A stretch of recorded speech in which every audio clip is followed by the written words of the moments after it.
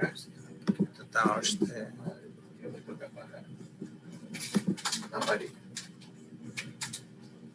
Tengo que pagar. Bueno, hoy nos tocaba ver leucemias agudas, ¿no? Entonces, la definición de leucemia aguda es la proliferación de un grupo de células neoplásicas que pertenezcan a la línea,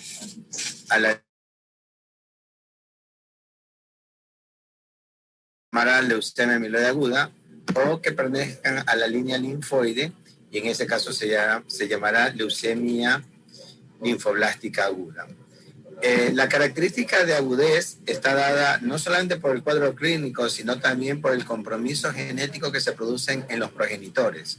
Cuando la alteración aberrante genética se produce en los progenitores, se llama leucemia mieloide aguda. Cuando la alteración se produce ya en las células maduras, ¿sí? O se manifiesta en las células maduras, si corresponde a la línea linfoide, vamos a hablar de neoplasias linfoides periféricas, y si hablamos del compromiso mieloide, vamos a hablar de neoplasias mieloproliferativas crónicas, que a saber existen 5: policitemia vera, leucemia mieloide crónica, trombocitemia esencial, mielofibrosis, y actualmente a la leucemia mielomonocítica crónica se le incluye dentro de las neoplasias mieloproliferativas.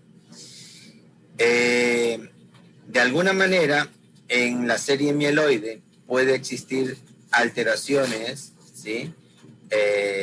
Mutacionales que conllevan a alteraciones de orden cualitativo con poca evidencia proliferativa, y se conoce con el nombre de síndrome mielodisplásico. Así que siempre entender que son enfermedades clonales de la célula madre hematopoyética.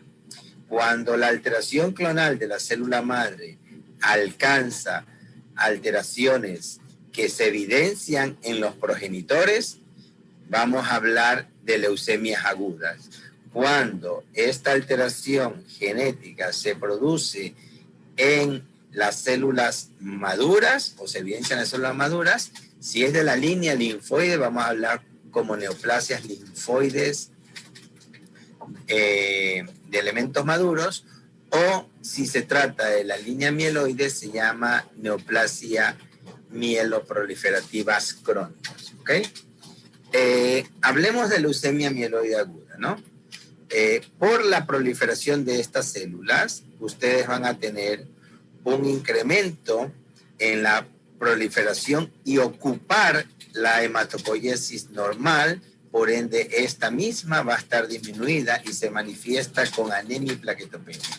La otra situación potencial que tienen las leucemias agudas es infiltrar otros tejidos extramedulares, ¿ok? Aquí vamos a ver la clasificación de acuerdo a la Organización Mundial de la Salud. Está aceptado que esta es la clasificación que vamos a tomar. Existían clasificaciones anteriores, como la clasificación MIC, como la clasificación FAP. La clasificación FAP ya la vamos a tomar porque forma parte de una sola de estas especificaciones de clasificación de la Organización Mundial de la Salud, o WHO.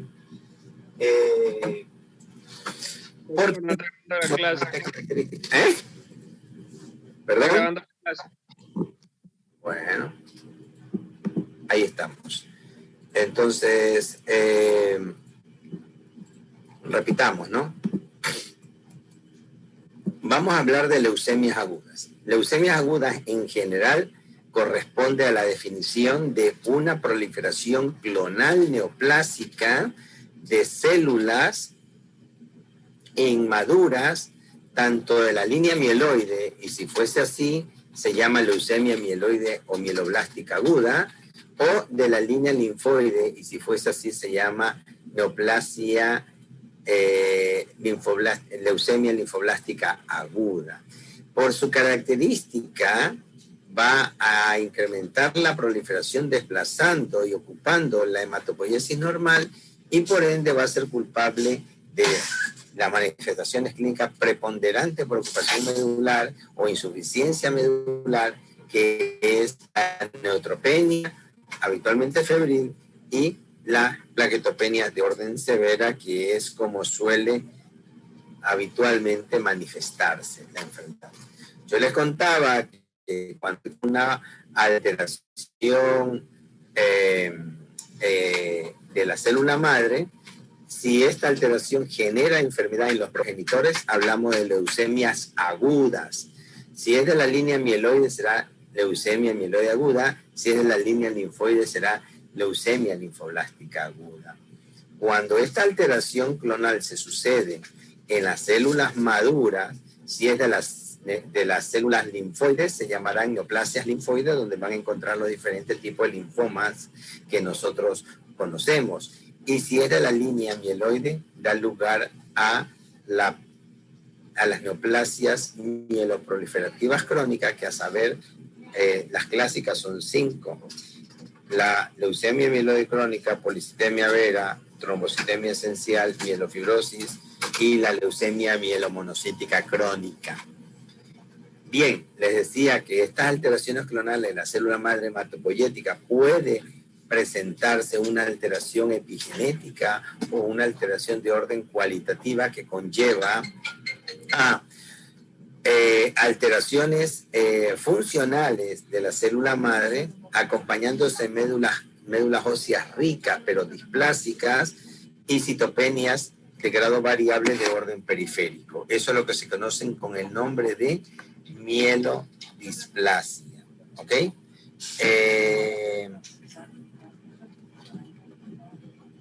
Otra de las particularidades de la célula de la leucemia mieloide aguda es que esos tejidos blásticos o inmaduros tienen la capacidad de infiltrar otros tejidos extramedulares como el vaso, como el hígado, el tejido gingival, o puede inclusive invadir el cerebro. ¿Sí? Les decía que existen varias clasificaciones de la leucemia mieloide aguda. La que vamos a seguir es la clasificación la clasificación OMS o clasificación WHO, que evidencia algunas categorías con la significancia correspondiente o la definición correspondiente que vamos a describir.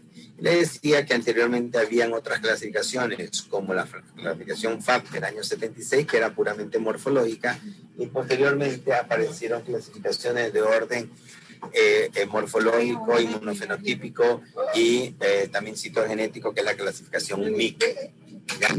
En la clasificación WHO, la primera entidad se denomina leucemia mieloide aguda con translocaciones citogenéticas recurrentes.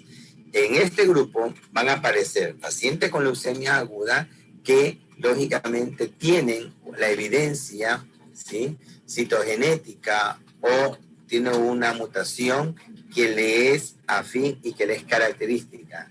Y que no solamente eso, sino que también señala el comportamiento biológico de esta neoplasia. Vamos a tener las siguientes, ¿no?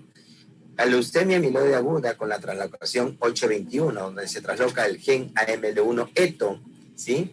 En ese caso, las leucemias se presentan como que fuese una leucemia mieloide aguda M2, y esta es de buen pronóstico. También tenemos a la leucemia mieloide aguda con inversión del cromosoma 16 o la translocación 16-16, que conlleva a la manifestación fenotípica de una leucemia mieloide aguda mielomonocítica, como que fuese M4, pero con diferenciación eosinofílica. El paciente, su médula ósea tiene una diferenciación de eosinófilos. También es de buen pronóstico. Y tenemos la leucemia promielocítica aguda, donde se trasloca el gen PMR-alfa a través de la translocación 15-17. Esta también es de buen pronóstico, y no solamente de buen pronóstico, sino que tiene un comportamiento particular. Es más frecuente en gente joven, más en mujeres que en hombres, y tiene muchas manifestaciones de orden hemorrágica, porque existe un stop madurativo. En la ontogenia, todas las células se quedan a nivel de promielocitos. Y es importante que sepan que existe este tipo de leucemia, porque el tratamiento es totalmente distinto al resto de las mieloide agudas. Esta se trata con ácido transretinoico, que lo que hace es bypassear al receptor del ácido retinoico y de esa manera generar maduración. Cuando a esta leucemia directamente le ponen ustedes quimioterapia, sin haber dado ácido transretinoico, los blastos se van a reventar y van a aparecer un desastre hemorrágico que conlleva la muerte del paciente. Por ende, es vital poder identificar a las leucemias mieloides agudas entre si es una promielocítica o si es el resto de la leucemia, porque el tratamiento es totalmente distinto. Adicionalmente, de aquí para adelante vamos a ver estas leucemias con la translocación 911, con la translocación 6-9 y con la inversión del cromosoma 17, que son de mal pronóstico. Doctor, disculpe, lo que pasa es que no se ve que esté pasando las diapositivas. ¿Y por qué lo dicen recién ahora? Son chistosos ustedes. ¿Ahí? ¿Ahí están? Ahí sí, doctor. Ok, entonces estamos hablando de la leucemia mieloide aguda con translocaciones citogenéticas recurrentes, que es la primera entidad dentro de la clasificación WHO de la leucemia mieloide aguda, y están descritas las tres primeras de buen pronóstico, 8-21, inversión del 16, y la translocación 15-17. La translocación 9-11, 6-9 e inversión del cromosoma 3 son de mal pronóstico, ¿no? De ahí tenemos la leucemia mieloide aguda con la nucleofomina mutada, que también es de buen pronóstico, y la leucemia mieloide aguda con el CEPA mutado, que es el Corinne Protein mutado. Estas también son de buen pronóstico. Cualquiera de estas entidades que tuviesen la mutación del gen FLT3 la convierten en un paciente de muy mal pronóstico. Ya vamos a ver cómo se estudia una leucemia mieloide aguda. La segunda entidad dentro de la clasificación OMS, la leucemia mieloide aguda, son la leucemia mieloide aguda secundaria a mielodisplasia o displasia. Son básicamente pacientes que han tenido un cáncer anterior o que tienen una mielodisplasia y que después desarrollan la leucemia mieloide aguda, ¿no? Vamos a la tercera entidad, son aquellas neoplasias mieloides o leucemia mieloide aguda secundarias a tratamiento. Son pacientes que han recibido quimioterapia o radioterapia por cáncer de mama o cualquier otro tipo de cáncer, cáncer de testículo, y que después desarrollan leucemia mieloide aguda. Y en eso vamos a reconocer dos grupos de pacientes. Unos que han usado antes agentes alquilantes, ¿no? Agentes alquilantes, ustedes lo conocen, como la mostaza nitrogenada, como la ciclofosfamida, como el melfalán, el clorambucilo, el busulfán, el tiotepa, y que se utilizó esa quimioterapia o radioterapia para el manejo de una neoplasia, y que a los 7 a 10 años desarrollan una leucemia aguda. Habitualmente ese tipo de leucemia aguda secundaria alquilante se sucede a los 7 a 10 años tardíamente y suele tener siempre ante un síndrome mielodisplásico. El otro grupo de leucemia mieloide aguda secundarias a quimioterapia son las de pacientes que han sido expuestos a epidofilotoxinas. ¿Qué son las epidofilotoxinas? Ya creo que la vimos nosotros al inicio del ciclo cuando vimos el medicamento. Es el etopósido, el telipósido, y eso se utiliza mucho en cáncer testicular. Cuando eso se acompaña de muy precozmente, a los 3 años, habitualmente pueden hacer leucemia. Es raro que lo hagan tardíamente, y siempre secundario, o mucho se asocia a una alteración del cromosoma 11q23. Y no tiene síndrome mielodisplásico previo, ¿ok? El cuarto grupo son las leucemias mieloide agudas no categorizadas. Son pacientes que no tienen ninguna alteración recurrente en los exámenes que se evalúan, pero que morfológicamente se presentan como M0, M1, M2, M4, M5, M6, M7. Todas menos la M3, porque la M3 es muy característica con la translocación del gen PMR-alfa, ¿ok? Entonces aquí viene la parte morfológica solamente, ¿sí? Ok, tenemos otro, el sarcoma mieloide. El sarcoma mieloide o el sarcoma granulocítico está incluido dentro de la clasificación WHO. Son masas o tumores granulocíticos con células blásticas que pueden estar en cualquier parte del cuerpo, por ejemplo, dentro del abdomen. También se reconoce como neoplasia mieloide aguda, distinta a todas las proliferaciones mieloides relacionadas al síndrome de Down. Habitualmente su morfología es de una M7 y tienen buen pronóstico y se curan una alta tasa con trasplante de médula ósea, ¿sí? Otra neoplasia son las neoplasias blásticas plasmocitoides de células dendríticas y por último las leucemias agudas de linaje ambiguo. Son pacientes con algunos marcadores que identifican a la leucemia mieloide aguda, pero que no son del todo categóricos para identificarlas como tal. Aquí está la clasificación FAB, que es la que nosotros todavía usamos. ¿Por qué? Porque nosotros cuando tenemos un paciente que clínicamente se manifiesta o sospechamos de leucemia mieloide aguda, el paciente viene con un síndrome febril más sangrado habitualmente, con o sin organomegalias, y el hemograma típico tiene leucocitosis con anemia y plaquetopenia, y esa leucocitosis suele tener blastos en sangre periférica. Los blastos mieloides son blastos granulares, y adicionalmente, y concomitantemente, el paciente tiene un cuadro que ha evolucionado en los últimos días. Es raro que venga un paciente con una leucemia mieloide aguda que esté enfermo hace un mes o 2 meses. Por eso se llama agudo, es abrupto. El paciente estuvo bien. Tú puedes haberte hecho un examen de sangre hace una semana y haber estado todo bien y hoy debutas con una leucemia mieloide aguda. Así de abrupto suele ser esta entidad. Entonces, cuando yo sospecho esto, nosotros hacemos una bioquímica sanguínea, nunca olvidarse de la LH, nunca olvidarse del ácido úrico, nunca olvidarse del sodio y el potasio, función renal, función hepática, además de la biometría hemática. ¿Sí? Si está febril, 2 hemocultivos y tiene que empezar tratamiento antibióticos. ¿Ok? Siempre utilizando esquemas antineutropenia febril, como por ejemplo cubriendo el tratamiento antiosodonómico. Se le hace, dentro de la investigación hematológica, se hace una punción aspiración de médula ósea, se hace citometría de flujo, estudio citogenético y estudio de biología molecular. En biología molecular, ¿qué voy a pedir? Voy a pedir los 3 transcriptos más frecuentes: la translocación 821, el 15-17 y la inversión del cromosoma 16. Y debo de agregar, cuando esté disponible, estudios mutacionales: NPM, neocleofomina, FLT3 y el CEPA. ¿Ok? Entonces, ese es mi estudio completo hematológico para yo poder saber en qué terreno estoy pisando. Hasta que estén esos resultados se demoran alrededor de 3 a 5 días. Y el paciente está agudo y tú tienes que tomar decisiones. Por eso es importante el diagnóstico morfológico. Entonces, el aspirado, que lo tiene que ver el especialista, el hematólogo, me permite ver si que el paciente tiene o no promielocitos.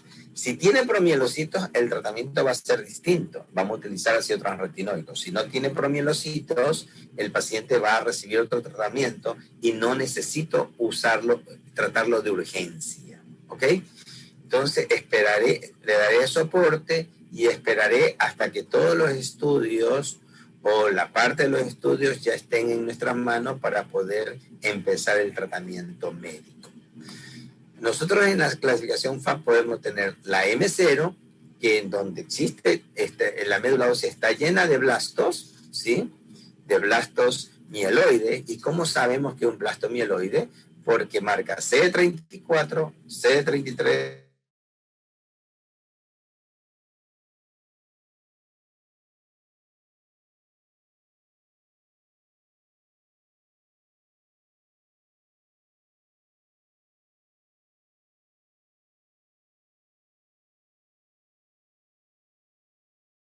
¿sí?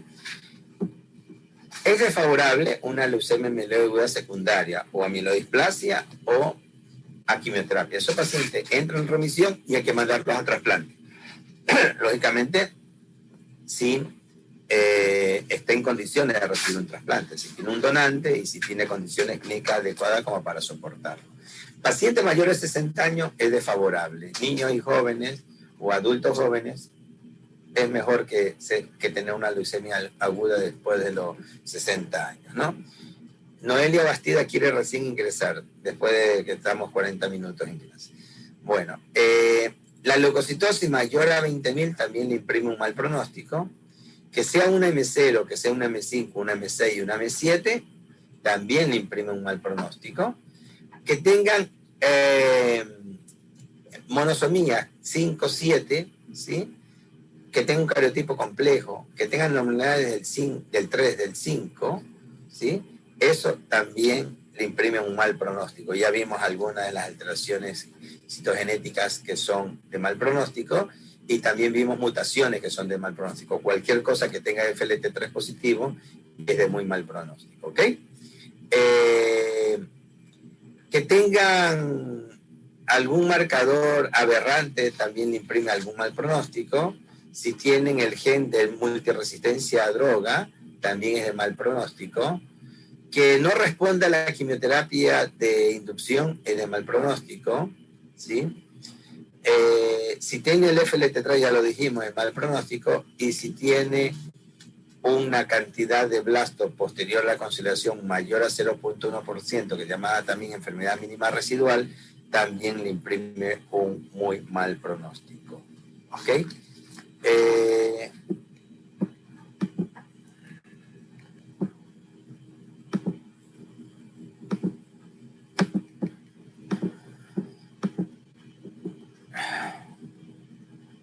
El tratamiento. El tratamiento está dirigido de la siguiente manera. Nosotros en leucemia mieloide tenemos inducción y consolidación, nada más. ¿Ok? ¿Cómo se induce? Si no es una leucemia promielocítica, se trata con el esquema famoso 7-3. 7 días de citarabina y 3 días de una antraciclina que habitualmente es daunorubicina, pero también podría ser hidarubicina. ¿Ok? Porcentaje de alcanzar respuesta, casi un 70%. ¿Ok? Bien, consolidación. Consolidar es 3 consolidaciones, ¿sí? Con alta dosis de citarabina, día 1, 3, 5, es lo que se le da a todos los pacientes que no son de mal pronóstico, porque todos los pacientes de mal pronóstico deberían de ir a un trasplante de médula ósea. ¿Ya? Bien, actualmente para pacientes mayores de 60 años existen, con el conocimiento de todas estas alteraciones genéticas, existen tratamientos dirigidos, ¿no? Se está utilizando inhibidores de tirosinquinasa que actúan sobre el FLT3, ¿sí? Como el sorafenib, ¿sí? También tenemos el midostaurin, también tenemos al venetoclax y tenemos también sustancias hipometilantes como la azacitidina. ¿Ok? Solamente conozcan eso. ¿Ya? Suficiente, no necesitan más para esta situación. Si un paciente, cuando ya se le dio el tratamiento y no responde, debería ir a una quimioterapia de rescate, que habitualmente es o el esquema FLAC-IDA, donde se utiliza fludarabina, citarabina con hidarubicina más factor estimulante de colonia filgrastim, o bien puede utilizar alta dosis de citarabina, ¿sí? O si es un paciente mayor, puede utilizar venetoclax con azacitidina, siempre y cuando esté disponible. Una vez que el paciente entra en remisión, llévelo a trasplante porque va a volver a recaer. ¿Sí? Estas son los reglas de acondicionamiento en trasplante, que no lo vamos a hablar.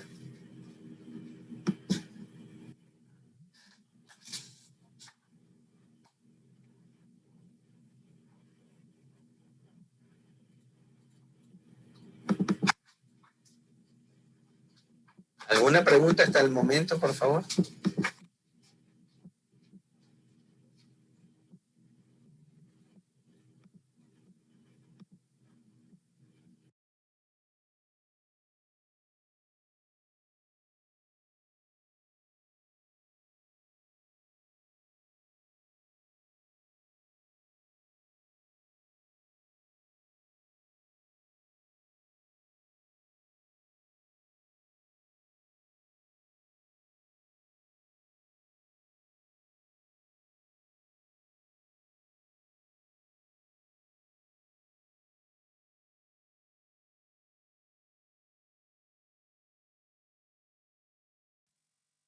Doctor, disculpe, tiene apagado el micrófono.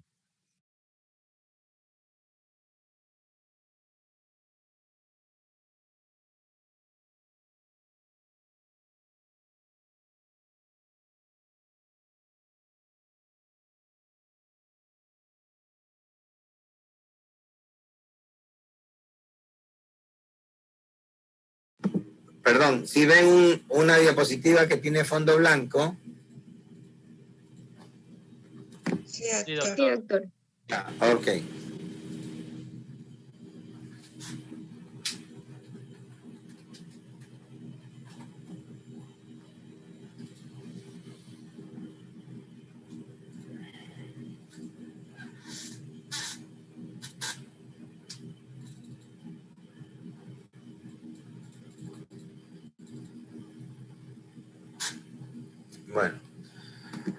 Bueno, vamos a revisar otra vez un poquito lo que ya habíamos hablado, ¿sí?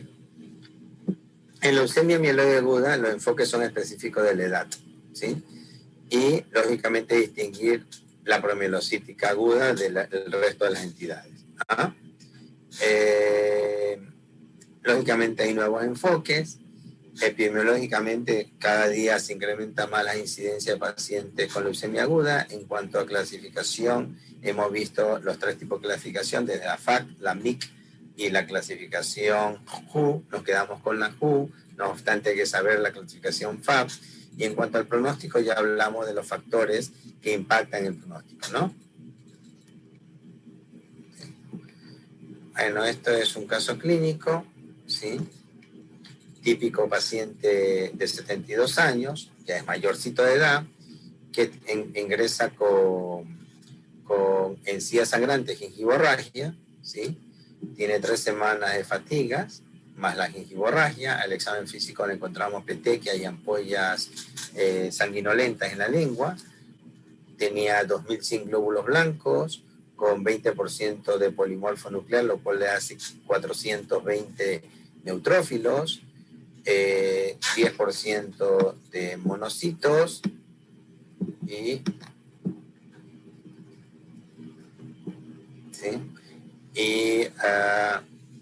las plaquetas estaban muy bajas. Tenía una plaquetopenia que aquí no lo dice, pero tenía 12.000 plaquetas.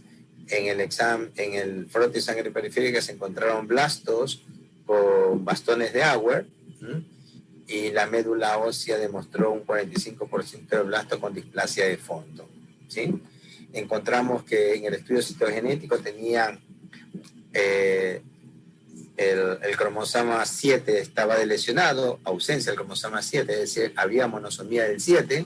Dijimos siempre que las monosomías son de buen o mal pronóstico, María Quinte.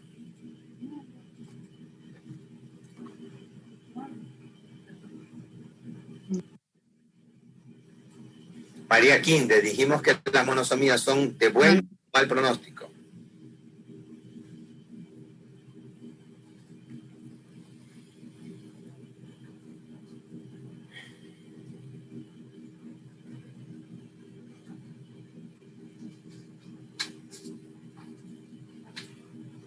María Quinde, por favor. Mal pronóstico.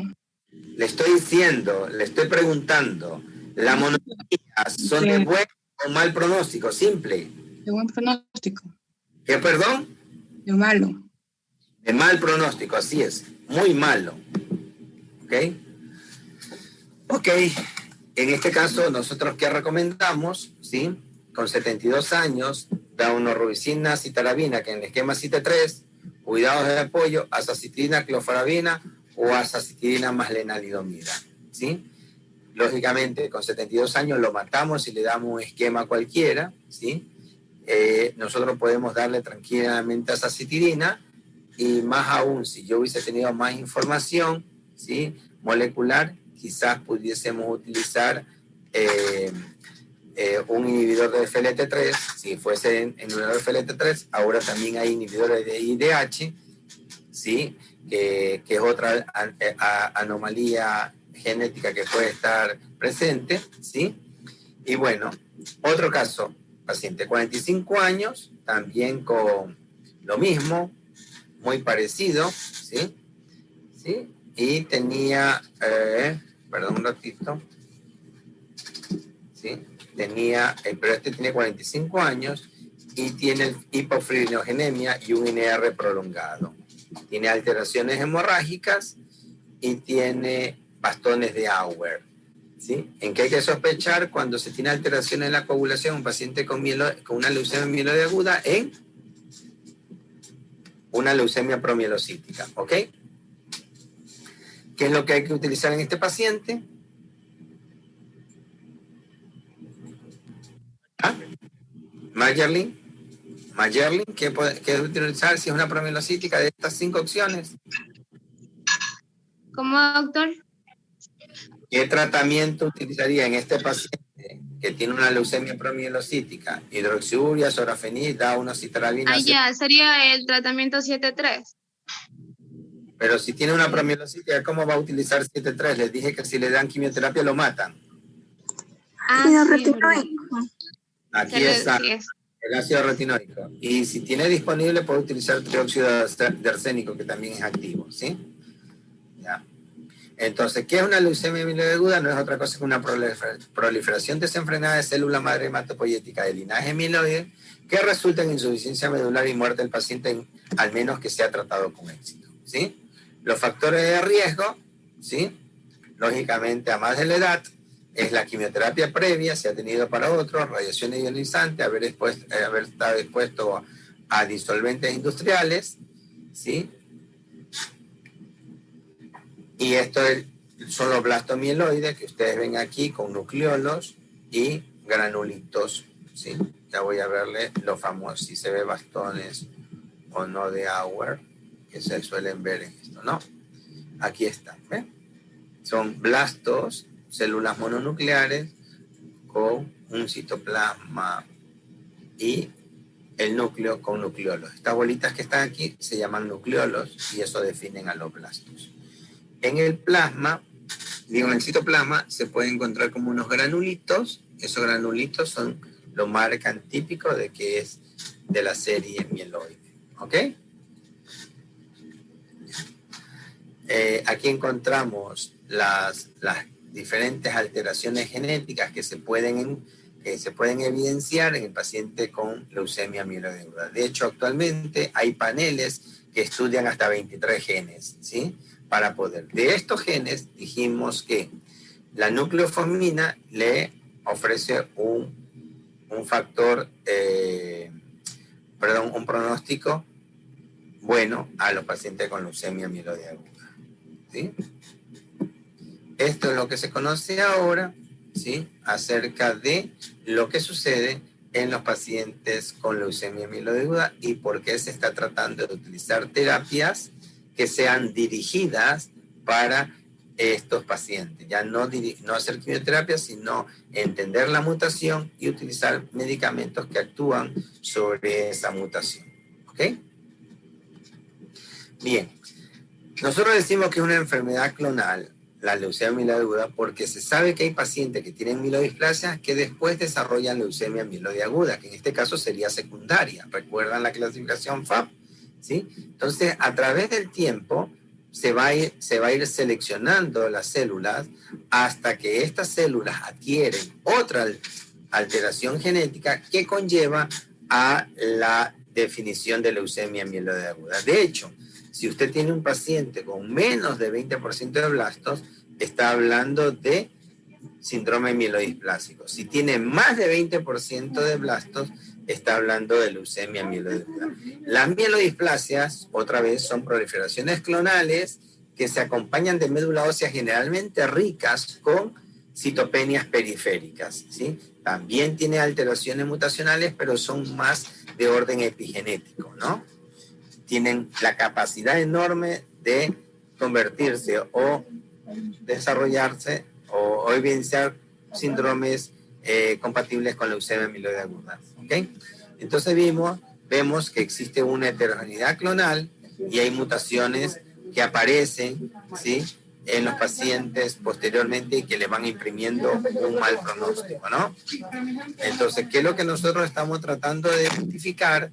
La secuenciación de estas mutaciones para darle tratamientos específicos a través del conocimiento de las alteraciones genéticas en el ARN y en perfiles epigenéticos. ¿Ok? Entonces, esta es lo que nosotros manejamos desde el punto de vista pronóstico en leucemia mieloide aguda. La edad, la citogenética, el tipo de leucemia mieloide aguda, la carga tumoral a través de la cantidad de glóbulo blanco y las situaciones adversas, tanto molecular, ¿sí?, como citogenéticas. ¿Ok? Entonces, aquí están las malas y aquí están las que podrían llegar a ser buenas. ¿Ok? Las mutaciones que son de buen pronóstico.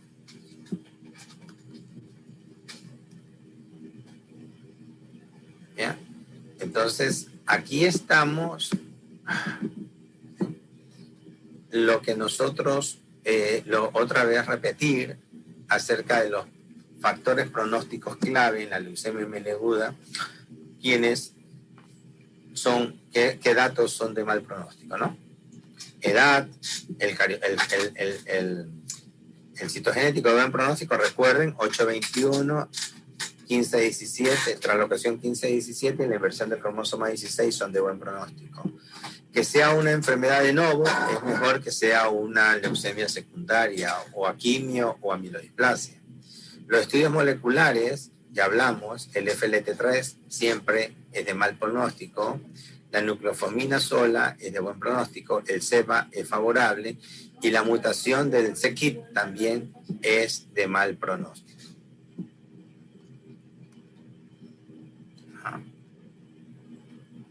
Bueno, esto es un poquito ya más avanzado, que no lo vamos a tocar con ustedes. Y este es el perfil pronóstico en leucemia mieloide aguda, de acuerdo a las guías de ¿cómo se llama?, de la Liga de Leucemia Europea, ¿sí? Tampoco nos vamos a detener en esto, ¿sí? Y lo que sí vamos a repetir es la forma de presentación, ¿no? La mayoría de los pacientes entran neutropénicos febriles, algunos con anemia o muchos con anemia, sintomática habitualmente, y la trombocitopenia con sangrado mucocutáneo. Las normativas metabólicas que pueden aparecer es hipocalemia, ¿sí? Porque a veces hay daño tubular debido a los detritos de la muerte de los blastos. Puede haber un síndrome de lisis tumoral típico con hipercalemia, hiperfosfatemia e hipocalcemia. Esto es lo típico. El calcio baja, el fósforo sube y sube el potasio. Eso hablamos de que existe un síndrome de lisis tumoral. ¿Ok? Entonces, siempre hay que evaluar al paciente como que estuviese infectado. Nunca retrasar, a veces torpe, dice, no le podemos darle la quimioterapia porque está infectado. No, señores, póngale antibióticos y empiece el tratamiento, porque en lo contrario, ese paciente nunca se va a recuperar, ¿no? También consideramos el uso temprano de antifúngicos o capofungina para cubrir cándida o bien voriconazol para cubrir aspergillus, ¿no? La trombocitopenia, esto es muy importante. Hay que transfundir siempre con valor, así no tenga sangrado, con valores de 10.000 plaquetas. Pero en promielocítica son 50.000 plaquetas, ¿sí? 50.000 plaquetas. Y tratar de utilizar plaquetas por aféresis o de donante único y no utilizar plaquetas de banco, ¿no? Para el manejo del síndrome de lisis tumoral, hidratación, allopurinol y puedes darle bicarbonato. Full hidratación, ¿sí? Y si el paciente no mejora, puede utilizar una sustancia nuevas que inhiben la urato oxidasa, ¿sí? Para evitar la acumulación de ácido úrico, que es lo que daña al riñón. ¿Ok? Este es el inmunofenotipo típico de la leucemia mieloide aguda, se en cuenta, CD33, ¿sí? CD13, CD117, ¿sí? CD11C, CD11B, el CD15, el CD14 es cuando es monocítica, ¿sí? Y aquí vemos el inmunofenotipo de la linfoblástica aguda. CD19, CD20 y CD10, siempre y cuando sea linfoblástica B. Porque si este es CD2, CD7 y CD3. ¿Okay? Bueno, un poquito la clasificación que ya vimos. Sí. Recuerden siempre, menor a 20 blastos es un paciente con síndrome mielodisplásico. Más de 20% de blastos, leucemia mieloide aguda.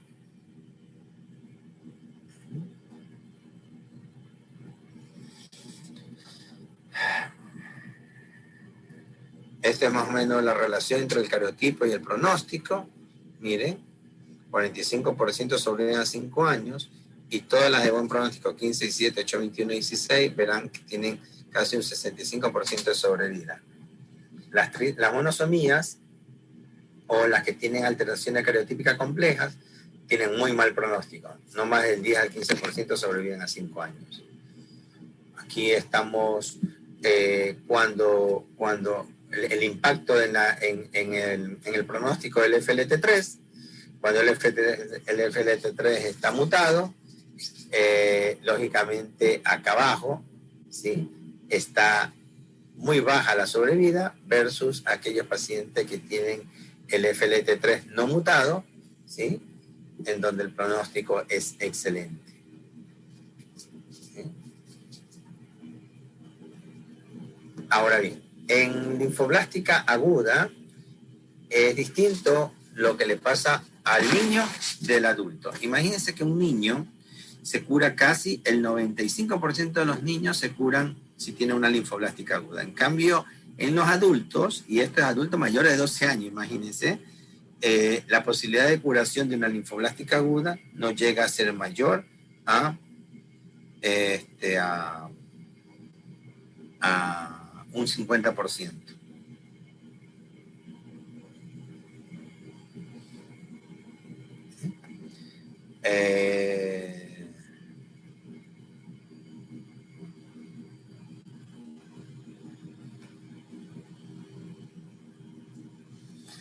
Ok. Esa es la diferencia. ¿A qué se debe esa diferencia?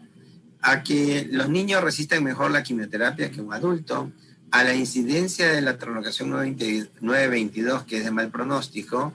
En los niños es menos frecuente, 5%, en los adultos hasta un 30% tienen el cromosoma Filadelfia, translocación 922, podrían tener la translocación 411, que también es de mal pronóstico, o podría tener cualquier translocación que comprometa el cromosoma 21, que también imprime un muy mal pronóstico.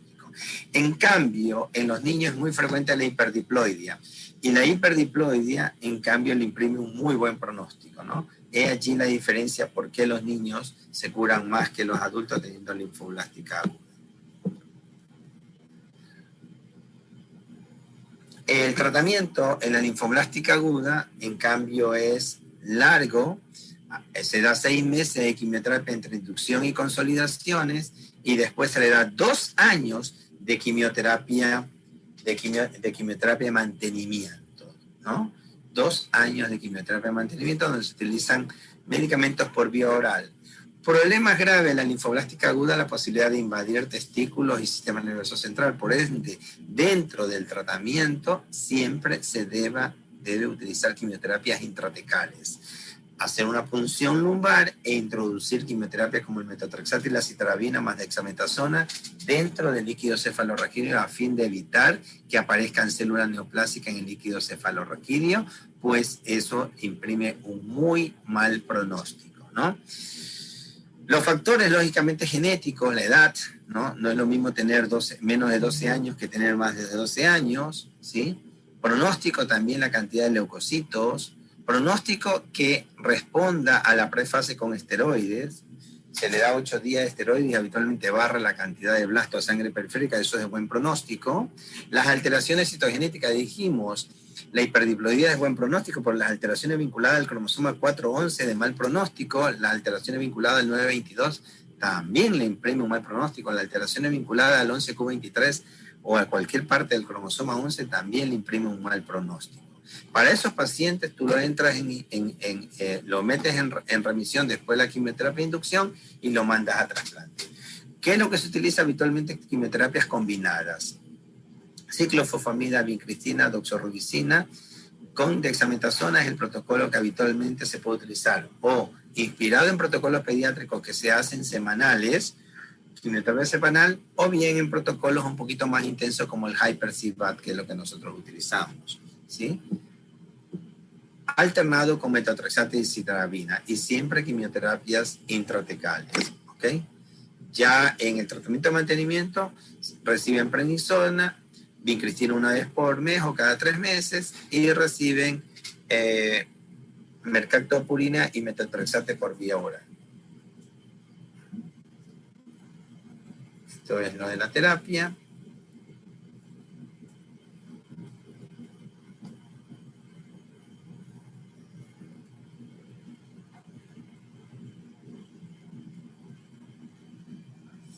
¿Alguna pregunta sobre esto que hemos charlado? Bueno, aquí está lo que le decía acerca del tratamiento, ¿no? Nosotros utilizamos Hyper-CVAD, ¿sí? Y el paciente, si no responde adecuadamente y manejamos mucho enfermedad mínima residual, o si tiene ya factores de mal pronóstico, le hacemos la quimioterapia de inducción e inmediatamente, una vez que respondió, que vaya a trasplante, ¿sí? Ok, ¿alguna pregunta sobre esto? Bueno, la próxima clase vamos a ver neoplasias mieloproliferativas y vamos a ver neoplasias linfoides también, ¿ok? Si no hay preguntas... Doctor, una pregunta. Sí, dígame. En todos los pacientes, infantiles, decirlo así, en cualquier patología o solo en esta es que son más resistentes a la quimioterapia. ¿Cómo? Yo estoy hablando de... Es que Estoy hablando de quimioterapia, estoy hablando de leucemia linfoblástica aguda por farmacogenómica. Hay estudios farmacogenómicos donde el metabolismo, por ejemplo, de ciertos fármacos como el metotrexate, ellos toleran mejores altas dosis que los adultos. Entonces eso también permite que se pueda utilizar y sean mucho más eficientes agentes quimioterápicos en niños que en adultos. Nosotros siempre decimos los niños son de goma, aguantan altas dosis. ya. Gracias, doctor. Si hay problemas.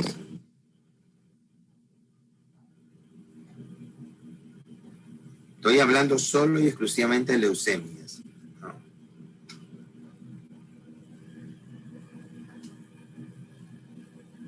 ¿Alguna otra pregunta? ¿Ok? Bueno, se ve que lo saben todo. Nos vemos en la próxima semana, Dios mediante.